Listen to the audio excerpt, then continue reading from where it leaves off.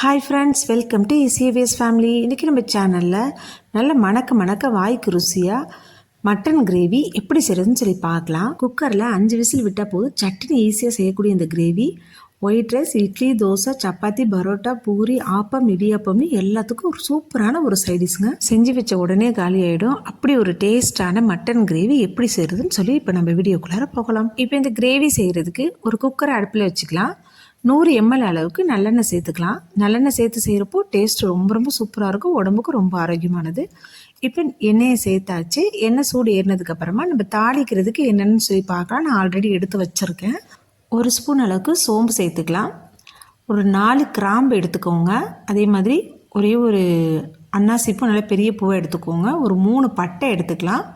கல்பாசி ஒரு 2 ஸ்பூன் அளவுக்கு எடுத்துக்கலாம். இதுக்கு கல்பாசி கொஞ்சம் ஜாஸ்தியாகவே சேர்க்கணும்.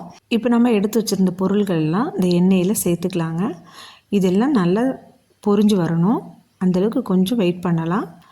அப்படியே ஒரு கரண்டி எடுத்து நல்லா ஒரு முறை கலந்து விட்டுக்கோங்க. அப்போ தான் எல்லா இடத்துலையும் ஈவனாக பொரிஞ்சு வரும். இப்போ இது நல்லா பொரிஞ்சதுக்கு அப்புறமா இதில் 1/4 கிலோ அளவுக்கு சின்ன வெங்காயம் சேர்த்துக்கலாங்க. இதுக்கு சின்ன வெங்காயம் சேர்க்குறப்போ கிரேவி நல்லா டேஸ்ட்டாக இருக்கும். அதே மாதிரி சின்ன வெங்காயம் சேர்த்து செய்கிறப்போ உடம்புக்கும் ரொம்ப ஆரோக்கியமானதுங்க. இப்போ இந்த சின்ன வெங்காயம் எல்லாத்தையும் நம்ம சேர்த்தாச்சு. இது அப்படியே ஒரு முறை கலந்து விட்டுக்கலாம். இது நல்லா கண்ணாடி பதம் வர வரைக்கும் நல்லா வதக்கி விட்டுக்கோங்க. இப்போ இந்த சின்ன வெங்காயம் வதங்கிக்கிட்டே இருக்கட்டுங்க.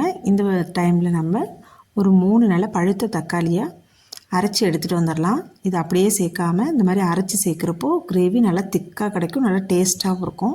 இப்போ பாருங்கள், நம்ம அரைச்சி எடுத்துகிட்டு வந்த தக்காளி சாறை இது கூட சேர்த்துக்கலாம். இதில் நம்ம புளி எதுவும் கரைச்சி ஊற்ற போகிறதில்ல.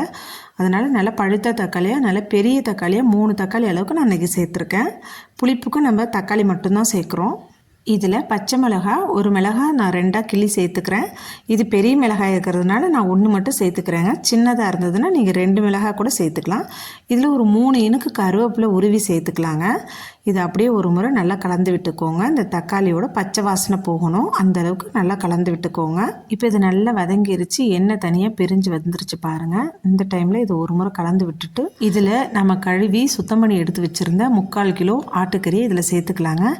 நல்ல வெள்ளாட்டு கறியாக பார்த்து வாங்கிக்கோங்க. நல்ல இளம் ஆடாக இருந்ததுன்னா சீக்கிரமாக வெந்துடும், நல்லா சாப்பிட்றதுக்கும் நம்மளுக்கு சாஃப்டாக இருக்கும். மட்டன் குழம்பு அப்படின்னா நம்ம எலும்பு கொஞ்சம் கூட போட்டு வாங்கலாம். இது மட்டன் கிரேவி அப்படிங்கிறதுனால எலும்பு கொஞ்சம் கம்மியாகவும் கறி கொஞ்சம் கூடவும் போட்டு வாங்கியிருக்கோம்.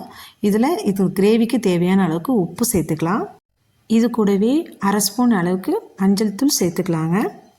இதில் மல்லித்தூள் ஒரு 3 ஸ்பூன் அளவுக்கு சேர்த்தா சரியாக இருக்கும். அதே மாதிரி காரத்துக்கு ஏற்ற மாதிரி மிளகாத்தூள் சேர்த்துக்கலாம். நான் இன்றைக்கி 2 ஸ்பூன் அளவுக்கு மிளகாத்தூள் நான் சேர்த்துக்கிறேங்க. இது கூட 1/2 ஸ்பூன் அளவுக்கு கரம் மசாலா சேர்த்துக்கலாங்க. கரம் மசாலா 1/2 ஸ்பூன் சேர்த்தாலே போதும், சரியாக இருக்கும்.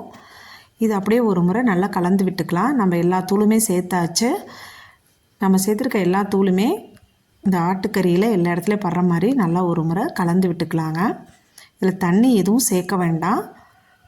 அடுப்பை இப்போது ஆனில் வச்சுக்கலாம். இது வேக இதிலேயே தண்ணி விடும். அதில் இருக்க தண்ணியே நம்மளுக்கு போதுமானது.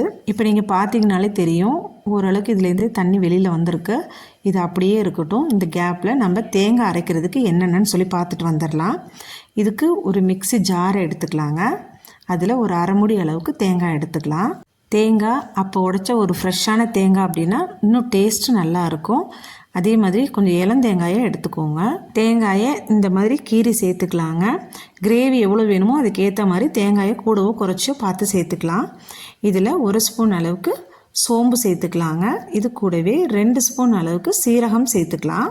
அடுத்ததாக இதில் மிளகு சேர்த்துக்கலாங்க. மிளகு நல்லா 2 ஸ்பூன் அளவுக்கு சேர்த்துக்கலாம்.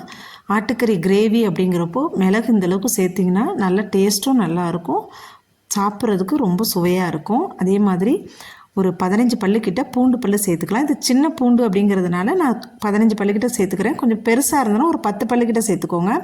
ஒரு விரல் அளவுக்கு இஞ்சி தோல் நீக்கி வச்சுருக்கேன். அதே இந்த மாதிரி 1-2மா கட் பண்ணி சேர்த்துக்கலாம். மிக்ஸி ஜார் அப்படிங்கிறதுனால பெருசாக போட முடியாதுல, கொஞ்சம் சின்னதாக நான் கட் பண்ணி இந்த மாதிரி சேர்த்துக்கிறேன்.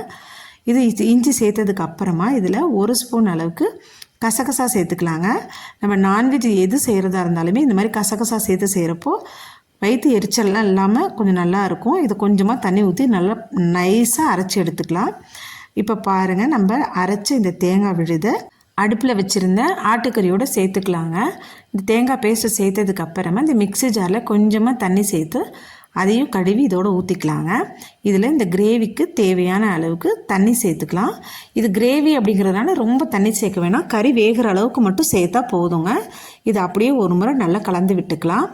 தேங்காய் விழுது எந்த அளவுக்கு நைஸாக அரைக்க முடியுமோ அந்தளவுக்கு நைஸாக அரைச்சிக்கோங்க. இப்போ நல்லா கலந்து விட்டதுக்கப்புறமா உப்பு காரம் எல்லாமே சரியாக இருக்கான்னு ஒரு முறை நம்ம எடுத்து குடித்து பார்த்துக்கலாங்க.